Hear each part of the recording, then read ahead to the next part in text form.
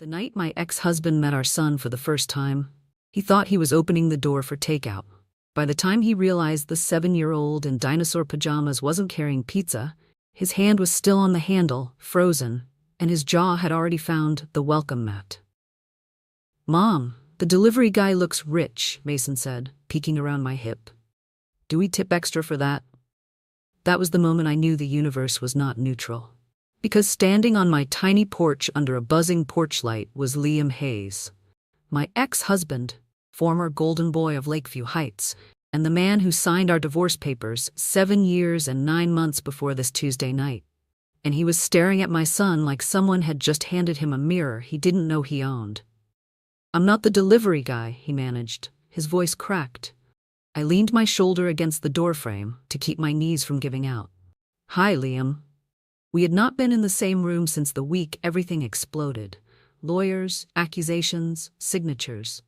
I left his family's glass and marble kitchen with a suitcase in my trunk and a pregnancy test in my purse. He stayed behind the gates with his reputation polished and intact.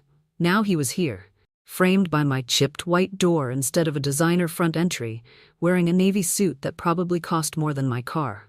His gaze bounced from my face to Mason, then back again. I watched the math happen behind his eyes, watched him count months he hadn't even known existed. "Grace," he said, like he had to confirm my name before he dared say anything else. "Is that?" "This is Mason," I said. Miraculously, my voice did not shake. "Mason, this is my dad?" Mason blurted. Patience has never been one of his spiritual gifts. If faces could get whiplash, Liam's just did. For a second, he looked like he'd been punched straight through the chest.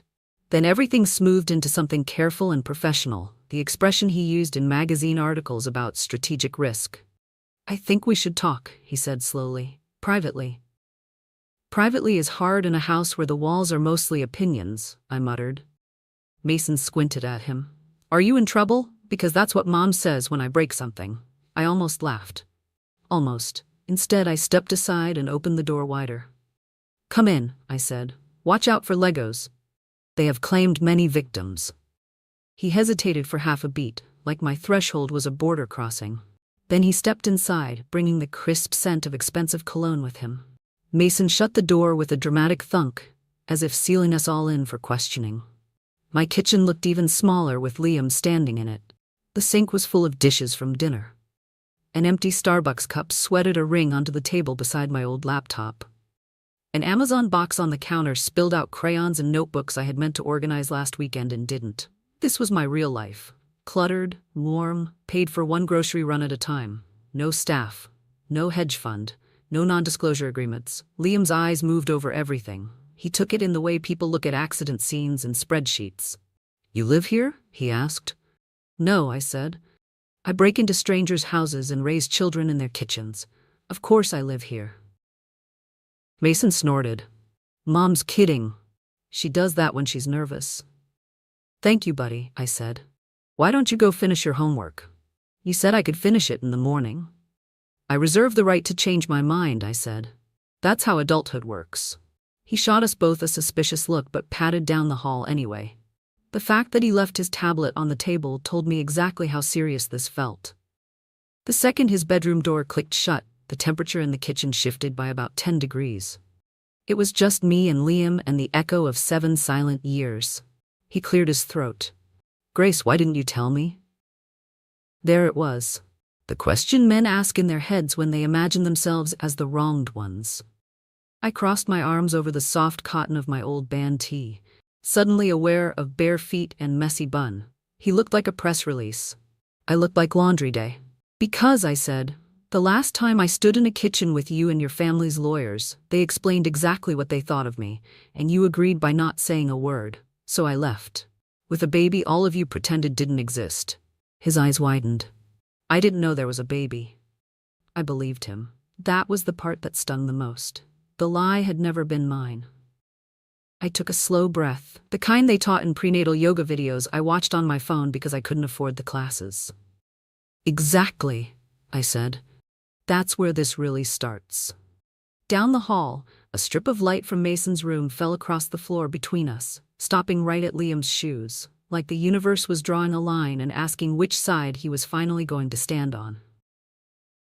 If you want to understand how I ended up raising a child alone while my ex-husband lived behind iron gates and perfectly trimmed hedges, you have to go back 7 years, to the morning I learned that in the Hayes family, truth wasn't a value. It was a decorative item, like their crystal vases. Pretty, hollow, and breakable if you looked at it too closely. Back then, I lived in the main house of Lakeview Heights, a mansion that smelled like polished marble and old money. The kind of place where even the fruit bowls looked judgmental. I remember waking up early because the overnight housekeeper was vacuuming a hallway no one had walked through since the Clinton administration. Liam was already gone for a breakfast meeting, I think with his mother's investment advisor, so it was just me, the empty kitchen, and the quiet hum of the built-in Sub-Zero fridge. I made coffee the same way every morning, burnt enough to taste like survival, but fancy enough to impress anyone who got nosy. You don't become a young wife in a wealthy family without learning how to make coffee with personality. I was stirring in the creamer when the front door opened. And I mean opened like someone owned the place. Which, technically, Victoria Hayes believed she did. She strode in wearing a beige coat and a pair of pearl earrings that looked like they had their own insurance policy. Behind her trailed a man in a gray suit carrying a stack of folders thick enough to be a prop in a courtroom drama. "Good morning, Grace," she said, in a tone that meant none of those words. I wiped my hands on a dish towel. "Is everything okay?" "That," she said, "depends entirely on you." Not exactly the greeting you want before caffeine. The man in the suit stepped forward. "I'm here as counsel for the Hayes family office." Which was interesting, because I didn't know families had offices. I thought families ate dinner, watched movies, fought occasionally, bought birthday cakes at Costco. Apparently, I'd been misinformed. Victoria opened a folder, laid out a series of photos on the marble island, and slid them toward me with 2 fingers. "Explain," she said. The photos were grainy, taken at odd angles, showing me entering a coffee shop with a male coworker from 6 months earlier. In one of the shots, we were laughing about something on my phone. That was it. No touching, no kissing, no scandal, just laughing. "I'm not sure what I'm supposed to explain," I said carefully. Victoria exhaled like I was a student who forgot her lines at rehearsal. "Infidelity, dear. We have confirmation." "From what?" I blinked. "A blurry picture of me ordering a latte?" The lawyer cleared his throat. "We have witness statements." "From whom?" I almost asked. But then I remembered. In a world built on money and influence, some people will swear the sky is plaid if you pay them enough. When I didn't answer fast enough, Victoria sharpened her expression. "For the sake of the family name, we expect you to sign these divorce papers quietly. Liam has already reviewed them." My stomach dropped. "He agreed to this? He understands the importance of discretion," she said. Translation: he didn't fight her. I wasn't angry yet, just stunned, like someone had unplugged my brain for a moment. I tried to collect myself, tried to breathe normally, but my hands were shaking. I wanted to call Liam. I wanted him to walk in and say this was ridiculous. Instead, he sent a text. "Let's talk later. Please cooperate. It'll be easier for everyone." Everyone. Not us, not me, everyone. I felt something crack inside me. Then came the final blow. The lawyer slid a pen across the counter, a glossy black Mont Blanc, as if I should be impressed while signing away my life. The humor came from somewhere in my chest, dry and small but real. "Wow, do I get to keep the pen after I sign?" Neither of them laughed. By lunchtime, the papers were signed. By sunset, my bags were packed. And sometime after midnight, in the silence of a motel bathroom an hour away, I stared down at a pregnancy test that would change everything. A second pink line slowly appeared, and the world I had just fallen out of never followed me. The night I left the Hayes mansion, I drove until the streetlights thinned out and the GPS tried to convince me to turn around when possible, which felt like an editorial comment more than a direction.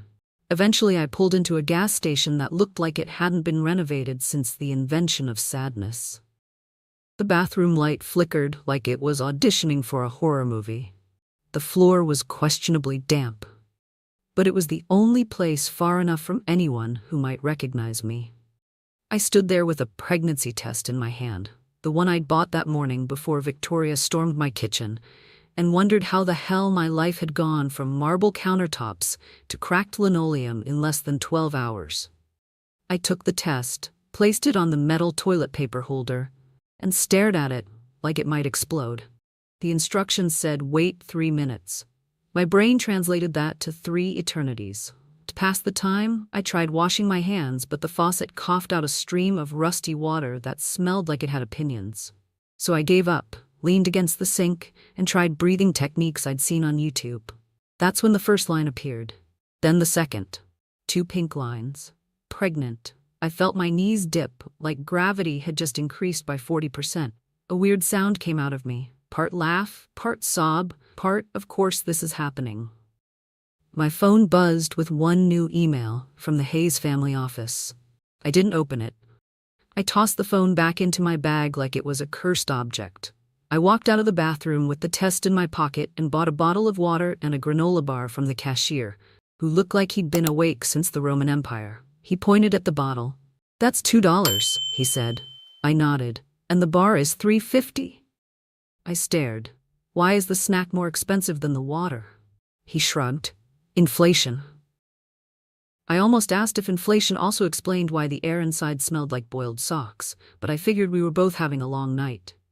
By the time I finally got back to my car, the weight of the baby inside me had already begun to rearrange my world. I leaned my forehead against the steering wheel and whispered, "Okay, it's you and me now." From there, I drove another hour until I found a cheap roadside motel with a neon sign that blinked "Vac NCY, which felt appropriately broken. My room smelled like old fries and memories somebody wanted to forget. The wallpaper was peeling in the corners like it was trying to escape. But it was quiet, and for the first time that day, no one was telling me what I was allowed to be. I sat on the bed, opened my purse, and took out the pregnancy test again. 2 lines.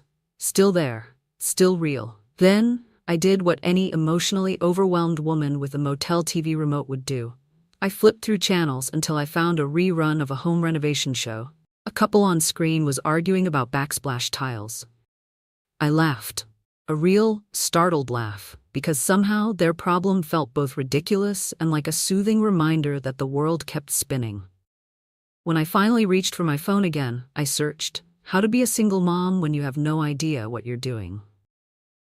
The internet, in its infinite generosity, offered videos, forums, and book suggestions.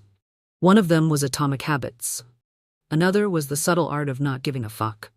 I bookmarked both because apparently I was going to need a personality upgrade. Around 3 a.m., I fell asleep holding a hand over my stomach. I didn't know if I was strong enough, smart enough, or ready enough. But I knew one thing: no child of mine was going to grow up in a home built on lies. And without realizing it, that tiny, blinking neon motel sign outside the window was marking the moment my old life ended and Mason's began. For the next few years after that motel night, my life turned into something small, quiet, and strangely beautiful. Not glamorous, not organized, not particularly Instagrammable, but real. The kind of real you can taste when you're heating leftover spaghetti at 10 p.m. while a toddler clings to your pant leg like an emotional barnacle. After leaving the gas station, the motel, and every trace of the Hayes family's orbit, I spent the first trimester spiraling between morning sickness and job applications. The thing about pregnancy is that it doesn't pause for existential crises. It just barrels forward, demanding snacks and naps and new bras. I moved into a rental house just outside Lakeview Heights, close enough that I could still see the gated entrances from the road, far enough that no one behind those gates remembered I existed. The house was small, with beige carpet older than my childhood. But the rent was cheap, and the windows faced a little patch of woods that made the mornings feel gentle. By the time Mason was born, 7 pounds, loud lungs, a full head of hair, and an appetite like a tiny wolf, I'd already started working remotely as a home organizer for families in the wealthy neighborhoods. Turns out, when you've lived inside a mansion long enough to know that half the stuff in their pantries expires during presidential administrations, people pay good money for your advice. I'd show up with my secondhand tote bag, my MacBook Air, and a smile that said, "Yes, I can absolutely fix your chaotic walk-in closet," And also your marriage, if that's part of the fee. Mason came with me sometimes. He had this way of toddling into rooms and immediately locating the most expensive object within reach. A baccarat vase, a Louis Vuitton candle, and pointing at it like, "This? Breakable? Challenge accepted." I developed reflexes sharp enough to catch a falling crystal bowl with my left hand while tying a baby shoe with my right. One time, at a client's house, their Yorkie barked at him. Mason barked back. Louder. The Yorkie reconsidered its entire existence. By age 5, he'd become a little tour guide of the community.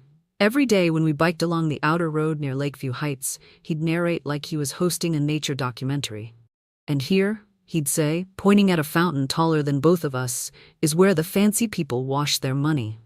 "Buddy," I'd laugh, "that's not exactly how it works." He'd shrug. "Seems right." There were quiet nights too, the soft ones. The ones where he fell asleep in my arms with his cheek pressed to my shoulder, and I'd think, this is the life I got to build because no one else claimed him. Because I left when the door slammed. But it wasn't all tender movie moments. There were days when the car wouldn't start, or when Mason spilled juice on the one nice shirt I owned 40 seconds before I had to meet a client. There was the unforgettable afternoon he yelled across Target, "Mom, is this the toilet paper for poor people or rich people?" Several strangers applauded. I considered evaporating on the spot. Still, we were happy. Not perfect, not rich, not anything dramatic, just us. Then around Mason's 7th birthday, something changed. He started noticing the big differences between our world and the one behind the gates. He'd ask questions that landed like tiny darts. Why don't we live in the big houses? Why do they have 2 pools and we don't have one? Does my dad live there? The last question hit me behind the ribs. Not painfully, but deeply. I always gave him gentle, honest pieces.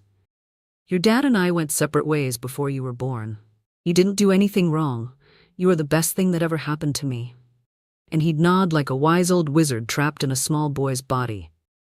But on the night everything shifted. We were walking near the gates when a black SUV rolled by. Same model Liam always drove back then. And Mason whispered, "Do you think my dad knows I exist?"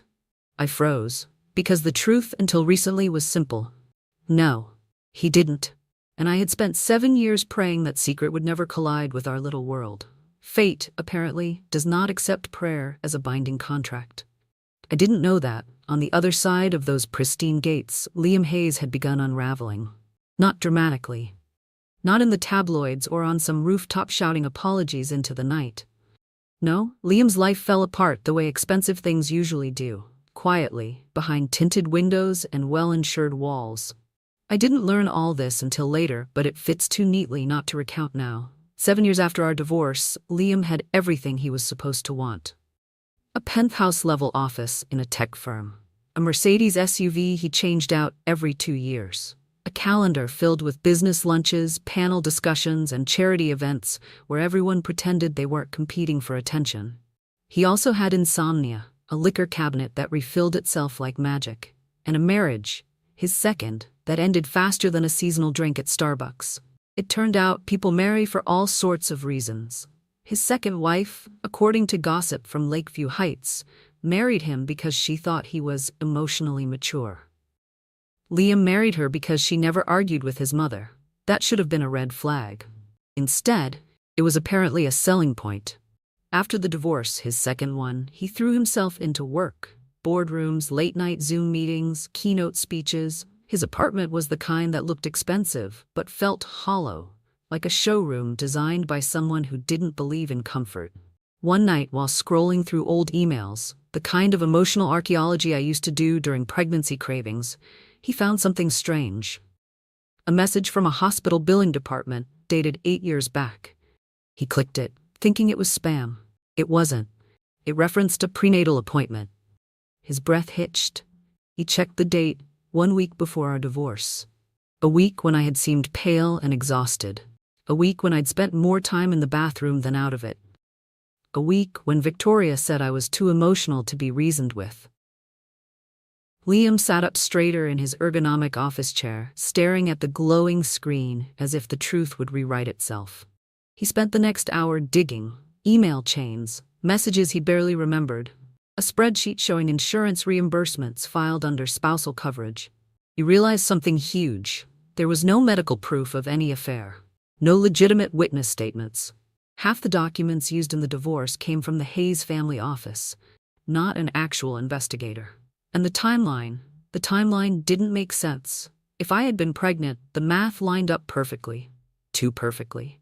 Liam didn't trust himself easily. He never has. But the more he looked, the more the truth flicked him in the forehead. And the guilt settled in like a knot between his ribs. That's when he started noticing kids. Not in a weird way, more like the universe suddenly turned up the volume. A toddler laughing in a grocery store, a dad tossing a football in a park, a little boy riding a bike with training wheels near Lakeview Heights wearing a backpack with dinosaur patches. Liam had glanced once, then twice, because the boy had his exact childhood smile. He brushed it off. Coincidence, delusion, wishful thinking. But 2 weeks later, he saw him again. Same backpack, same grin, same hair that defied every brush known to mankind. And standing beside the boy, her hair pulled back, wearing jeans and a faded t-shirt, guiding the kid's helmet strap, was me. Grace Miller. The woman he'd failed, the woman he'd left, the woman he'd once sworn he would protect. I didn't see him that day. Mason was too busy announcing to the universe, "Mom, the houses here smell richer, like rich wood." I told him rich wood smells the same as poor wood, which he didn't believe. Liam sat frozen in his SUV, fingers gripping the steering wheel. The boy looked exactly like him. He didn't follow us. He didn't get out. He didn't call. He just watched us disappear behind the curve of the road, and something old inside him, something buried, cracked open. 2 days later, he stood on my porch, and the moment Mason walked past me in dinosaur pajamas, everything he feared and everything he hoped became real. The moment Mason's bedroom door clicked shut, the air in my kitchen thickened. Not metaphorically, genuinely. It felt like the oxygen had been rearranged by an interior designer with a dramatic streak. Liam stood there, hands in his pockets, like he wasn't sure whether to sit, stand, flee, or ask for a tour. My kitchen wasn't big enough for any of those options. It was an 11x9 box where every emotion hit the walls and bounced straight back. He finally spoke. "Grace, I didn't know." I crossed my arms, partly to keep myself from shaking and partly because I didn't trust my face not to do something expressive and inconvenient. "You didn't know because you didn't ask," I said. "Not once." He inhaled sharply. I trusted what I was told. I laughed, not a fun laugh, more like the kind you make when your bank statement loads incorrectly. Yes, I remember. Trusting other people was always easier than trusting me. He swallowed. "I thought you were having an affair. They showed me pictures." "The latte pictures?" I deadpanned. "The scandalous crime of ordering caffeine with another human being?" A flicker of embarrassment crossed his face. "Good." He ran a hand through his hair, messing up the perfectly styled part. "The timeline. It doesn't make sense. I found old insurance claims, hospital records. There were appointments you never told me about." My jaw tightened, because I didn't know I had to file a PowerPoint presentation to justify being pregnant. His eyes snapped up to mine. "You were pregnant," he said, barely audible. 7 years ago," I corrected. "And since then, I've been parenting full-time while also working full-time, while also doing everything else full-time." He looked stricken. Genuinely stricken. Not the fake dramatic kind people use in courtrooms, the real kind that starts behind the ribs. He took a step forward. "Grace, how long have you lived here?" 6 years. "Alone?" "A toddler is not alone, Liam. Toddlers multiply energy like nuclear particles." A tiny smile ghosted across his face, but I refused to let him soften the sharp edges of this conversation. He scanned the room again, the drying rack, the chipped mug, the pile of mail on the counter. I knew exactly what he was thinking. This wasn't the life I'd had before. And he was right. It wasn't. It was better. He finally exhaled. "Why didn't you tell me? Why didn't you ever try?" The truth rose like a tide, slow, heavy. "Because the last time I needed help," I said, "your mother brought a lawyer instead. And you didn't defend me. You didn't even ask for my side. You let them paint me as disposable, so I removed myself before they could finish." He opened his mouth, closed it, opened it again. He looked like a malfunctioning robot experiencing empathy for the first time. "And Mason," he faltered. "Does he know about me?" "He knows he has a father," I said. He doesn't know the whole history. He doesn't know about lawyers or accusations or people rewriting reality to protect their reputation. Liam nodded slowly. He looks like me. Congratulations, I said. Genetics works. He winced, and for a moment I almost felt bad. Almost. But 7 years of single motherhood had cemented a protective layer over my heart. Finally, Liam spoke with a steadier voice. I want to be in his life. I don't know how. I don't know where to start. But I'm not leaving this time. I stared at him, trying to detect manipulation, guilt, desperation, anything that might show he was here for the wrong reasons. But all I saw was sincerity and regret, two things he'd never been good at expressing. Before I could decide how to respond, Mason's door creaked open. He padded into the kitchen, hair sticking up in every direction. Mom, he whispered loudly. I can hear you guys. Your voices sound like you're arguing about taxes. Then he looked at Liam. If you're my dad, do I get your hair when I grow up? Because I want it. It looks expensive. My face fell into my hands. Liam let out a small, helpless laugh, the first genuine one I'd heard from him in years. And just like that, the atmosphere shifted again. Not forgiven, not healed, not even close, but shifted. I wish I could say the next morning felt normal. That I woke up, made breakfast, and didn't immediately feel like I had a live grenade disguised as an ex-husband sitting in my kitchen. But that would be fiction. Real life was this. At 7:42 a.m., I was flipping pancakes while Mason narrated a fictional wildlife documentary about syrup, and Liam stood beside my counter holding a folder so thick it looked like it had been raised on protein shakes. I brought something, he said. I stared at the folder, then at the man holding it. Is it an apology? Because whatever it is, it needs to be pancake-shaped and edible. No, he said quietly. It's the truth. That sentence rearranged my pulse. He placed the folder on the counter. Mason immediately reached for it.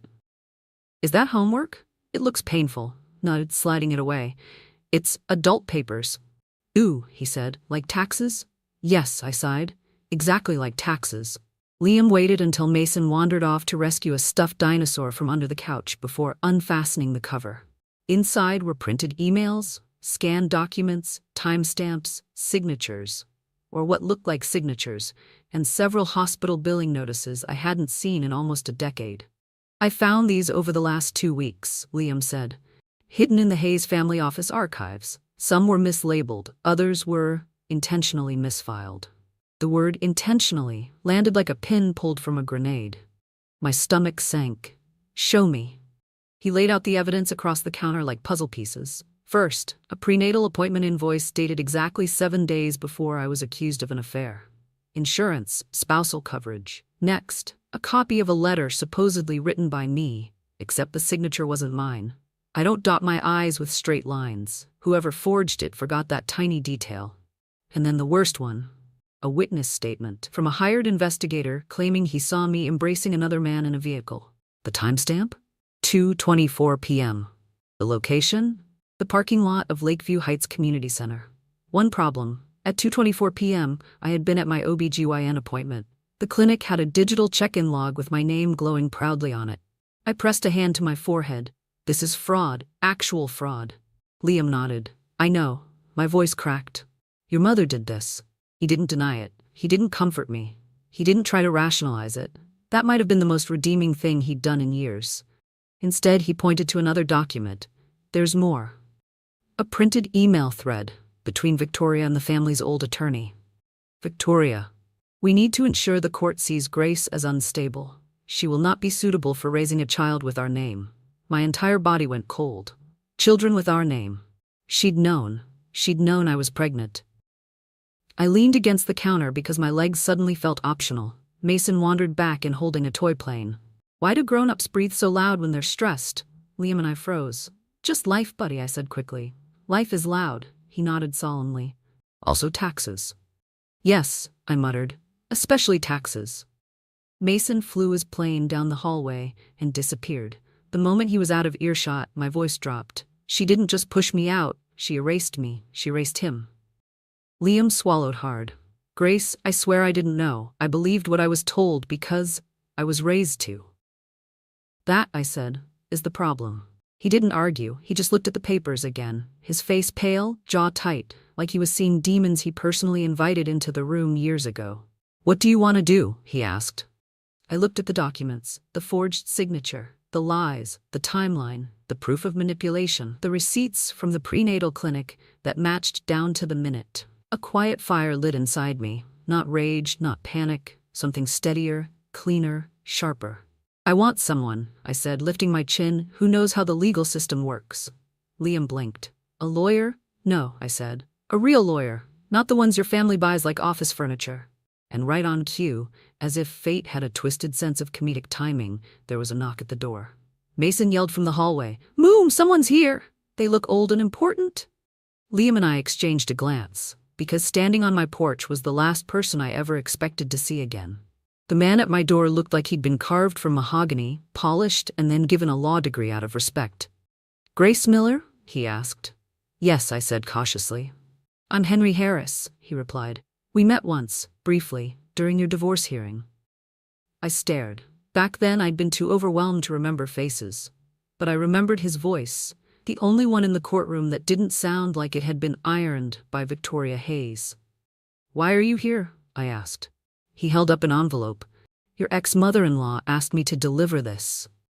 Liam muttered. "Of course she did." Mr. Harris stepped inside, and I swear even my kitchen straightened its posture for him. He set the envelope on the table and removed his glasses with the kind of dramatic slowness that said this is about to get worse. "Given what I've learned," he said carefully, "I felt compelled to deliver this personally and offer you advice if you'll take it." Mason tugged on my sleeve, whispering, "Mom, is he a wizard?" "No," I whispered back. "He's scarier." I opened the envelope. Inside was a formal notice. Victoria Hayes intended to petition for custodial rights. I almost laughed. Almost. But the sound caught in my throat. "She's filing what?" I asked. Mr. Harris nodded grimly. "She's alleging you intentionally hid the child to deny a Hayes heir access to his rightful family." My hand tightened around the envelope. "He's not a crown prince. He's a second grader who eats chicken nuggets shaped like dinosaurs." Mason immediately perked up. "Did someone say dinosaurs?" "Not now," I whispered. Liam stepped closer, trying to see the paper. "She can't do this. Not after." "She already has," Mr. Harris said. A silence settled so thick you could frost a cake with it. I sat down, stunned. "She erased me for 7 years. Now she wants custody?" "It's a strategic move," Mr. Harris said. "If she files first, she frames the narrative. The court may presume wrongdoing on your part unless we counter quickly." "We?" I repeated. He nodded at the stack of forged documents still scattered across my counter. "I've seen this pattern before. Wealthy families who confuse influence with justice. I'm no longer on retainer with them, which means I'm free to represent you. If you want representation, that is." I blinked. "You would help me?" "Why?" "Because," he said, folding his hands, "I made the mistake of believing your previous case was legitimate. Seeing those falsified documents." He looked at Liam sharply. "It is clear certain parties had no regard for truth." Liam tried to meet his gaze but looked away. Mr. Harris lowered his voice. "Grace, you need to prepare for what comes next. There will be interviews, home evaluations, custody assessments. They will dig into your finances, your parenting, your living conditions. They may even request supervised visitation." Mason gasped. "Supervision? Like superheroes?" I laughed, a sharp, shocked breath. "No, sweetheart. That's something different." Mr. Harris crouched down so he was eye level with Mason. "You're not in trouble. You're safe. I promise." Mason nodded seriously, then whispered to me, "I like him. He talks like the narrators in those history documentaries." "Because he's older than history," I whispered back. Mr. Harris pretended not to hear. He stood. "Grace, I recommend we file a counter-petition immediately, and we will need to gather every item that contradicts her claims. Chronological order will be essential." "Timeline logic," I murmured. "Finally something in this mess that makes sense." Then he turned to Liam. "And you? If you intend to support Grace, you must do so fully. No wavering. No returning to the influence of your mother." Liam straightened. "I'm here. I'm not leaving." For once, I believed him. Mr. Harris gathered his briefcase. "I'll draft the necessary motions. Someone will contact you for a home evaluation within the week." "Great," I said weakly. "Let me make sure the evaluator doesn't trip over our entire Lego population." From the hallway, Mason shouted, "I can hide them under my bed." "That's worse," I yelled back. Mr. Harris allowed himself the smallest smile. "You'll be fine, Miss Miller. You have truth on your side, and a sense of humor. That's a stronger combination than most families I represent." When he left, the envelope still sat on the table between me and Liam, a small, paper-shaped bomb. And for the first time in 7 years, I wasn't running from the fight. I was preparing for it. The week leading up to the hearing felt like living inside a pressure cooker someone forgot on the stove. Every single day came with a new task. Background checks, parenting evaluations, financial disclosures, documented timelines, affidavits, interviews. I hadn't done this much paperwork since college, and at least back then, nobody threatened to steal my child if my handwriting looked suspicious. Mr. Harris visited 3 times. Each visit added more color-coded tabs to the growing mountain of documents on my dining table. My dining table, by the way, was never designed for legal warfare. It creaked in protest every time he added a binder. On Wednesday night, Mason handed Mr. Harris a fruit snack pouch. "For your energy," he said. Mr. Harris blinked. "Thank you, young man." "Mom says lawyers eat stress for breakfast. That is not inaccurate," he said. Then Thursday came, the day of the home evaluation. At 10:06 a.m., a woman named Miss Aldridge arrived, carrying a clipboard, a polite smile, and the unshakable energy of someone who alphabetizes her spices. She walked into my house, glanced around, and nodded in professional approval. Then her gaze hit the giant Lego tower in the living room, which leaned at a 30-degree angle like it wanted to escape. "Is that structurally sound?" she asked. "Mason built it using the scientific method," I said proudly. Mason popped his head out from behind the couch. "I tested gravity. It works." The tower collapsed at that exact moment. Ms. Aldridge wrote something on her clipboard. Great. The evaluation continued. She checked Mason's room, the kitchen safety features, my workspace, the backyard. Everything was fine until she asked to see where Mason does homework. Mason dragged her to the kitchen table, threw down his workbook, and said, "This is where Mom teaches me math. She says, if I don't learn fractions, I'll get financially scammed by my future landlord." Miss Aldridge blinked. "That's not incorrect." Somehow, despite Mason's TED Talk about taxes and gravity, the evaluation went well. Then came Friday. Hearing day. The courthouse was cold in that institutional way that made you instantly consider committing crimes just to leave. Liam stood by my side, wearing a suit that looked newly bought. Not expensive in the old Hayes family way, but intentional, humble. His hands kept clenching and unclenching. "You okay?" I asked. "No," he said, "but I'm here." Mr. Harris met us at the doors, crisp and calm. "Today will be difficult," he said, "but the truth is on our side. Use that." Inside, the courtroom filled faster than I expected. Community members, acquaintances, even some of Liam's former colleagues. And then Victoria walked in, draped in a tailored ivory coat, hair in a perfect chignon, pearl earrings gleaming like tiny threats. She sat down with the poise of a woman who believed the world was one long runway she rightfully owned. When the hearing began, her attorney launched into a speech about deception, parental alienation, hidden heirs, and grave concern for the child's welfare. I sat still. My heart hammered. But Mr. Harris looked bored, always a reassuring sign. Finally, the judge called for evidence. Victoria's attorney confidently presented the forged documents, the fake signature, the fabricated witness statement, the letter supposedly from me. Then it was our turn. Mr. Harris approached the bench like a man walking to the fridge in his own home. "Your Honor," he said, "the timeline provided by the petitioner collapses under basic verification." He handed over the prenatal clinic's check-in log. Then the insurance records. Then the email thread showing the falsified narrative. Then the crown jewel, the internal correspondence between Victoria and her lawyer. The judge read it silently, his eyebrows climbed. Victoria shifted, the first crack in her porcelain composure. And then the door to the courtroom opened. A woman stepped in, early 40s, sharp suit, sharper expression. She raised her hand. "Your Honor," she said, "I have information relevant to this case." Victoria's head whipped around so fast I heard hairpins protesting. The judge nodded. "State your name." "Karen Ellison," the woman said, "former assistant to Mrs. Hayes." You could feel the energy change. Even the air held its breath. Miss Ellison continued. "I have emails, payment records, and testimony confirming Mrs. Hayes arranged the falsification of documents used against Mrs. Miller 7 years ago. She also instructed staff to hide prenatal evidence to ensure the dissolution of the marriage. Victoria shot to her feet. "This is absurd." "Sit," the judge said. She sat. Miss Ellison added, "And I'm prepared to submit all of it." A murmur swept the courtroom. Liam looked at me, devastated, furious, ashamed, all at once. My hands trembled, but not from fear. From the quiet, steady feeling of truth finally coming home. If the courthouse walls could talk, they would have cleared their throats, adjusted their reading glasses, and said, "Oh, this is about to get good." Because the moment Karen Ellison finished speaking, the entire room turned toward Victoria Hayes. The woman who had built an entire lifestyle on control, intimidation, and expensive perfume. For the first time in the decade I'd known her, she looked startled. Not defeated. Not humble. Just genuinely surprised that reality had the audacity to contradict her. The judge leaned back in his chair, steepling his fingers like he was preparing to write a Yelp review for the mess unfolding before him.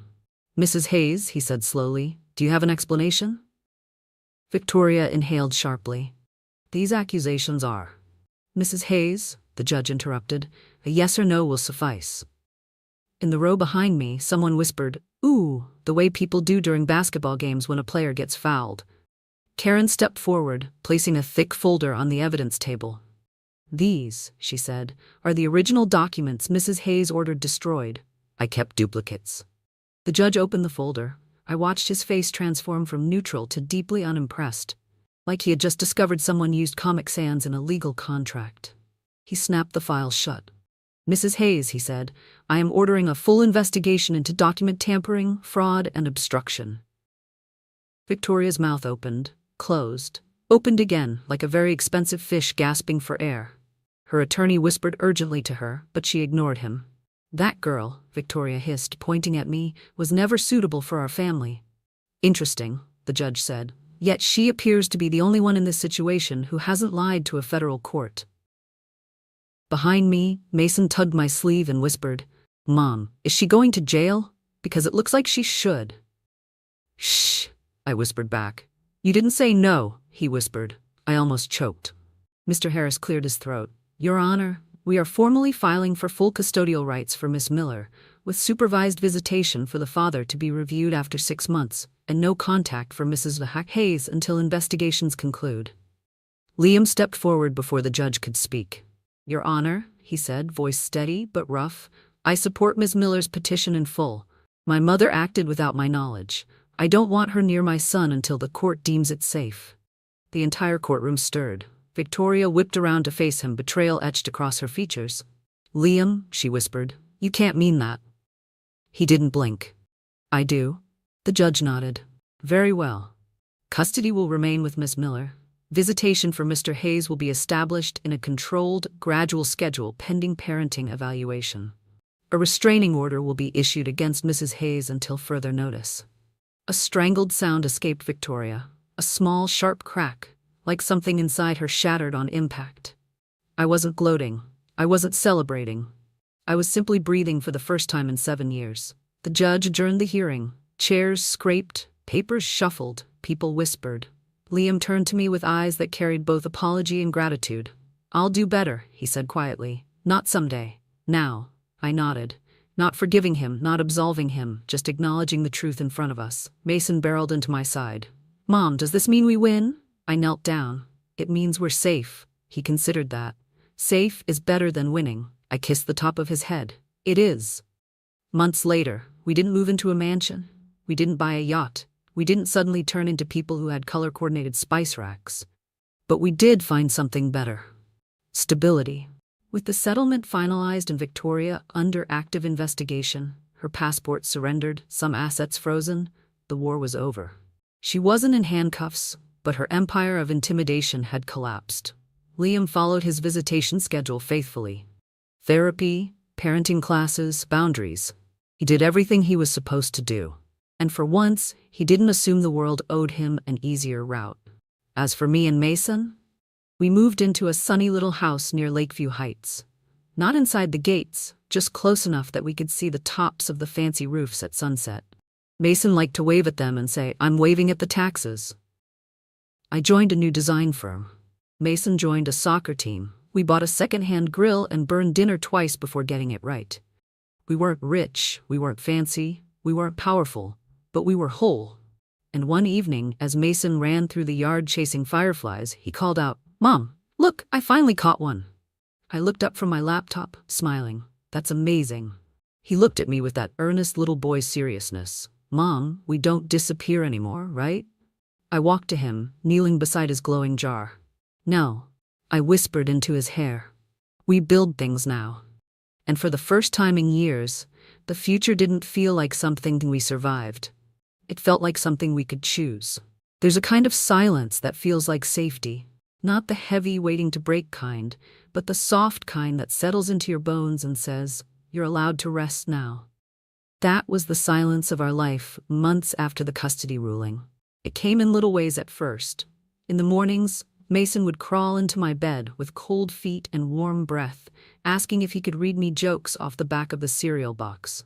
Half the jokes didn't make sense, but he laughed so hard at them that I laughed too. On weekends, we'd drive to a small park just outside Lakeview Heights. The kind with wooden benches, a pond filled with overconfident ducks, and sunlight that filtered through the trees like it had been professionally edited. Mason always brought a soccer ball. I always brought a thermos of coffee and my notebook, not for work, just life. One Saturday, as he kicked the ball toward the goal, he turned back to me and shouted, "Mom, you're happier now." "Am I?" I asked. "Yeah, your shoulders don't look tight anymore." I hadn't realized he noticed. Kids always do. Liam kept to his visitation schedule. He didn't push for extra time or treat it like a performance. He showed up quietly, consistently. Mason liked him, cautiously at first, then openly. Their relationship grew the way plants do, slowly, with awkward angles at the beginning, but reaching for the light all the same. Once, after dropping Mason off, Liam lingered on my porch like the air had something he wasn't done breathing. "I'm proud of him," he said, "and of you." I nodded. "Good, you should be." He waited for me to say more, but I didn't. Healing doesn't require rewriting history, only accepting it and deciding what comes next. As for Victoria, her world shrank. Not dramatically, just inevitably. The investigation continued. She had no contact with Mason, no contact with me. Her name was still on the gates of Lakeview Heights, figuratively if not literally, but the power behind it dimmed. Justice isn't always loud.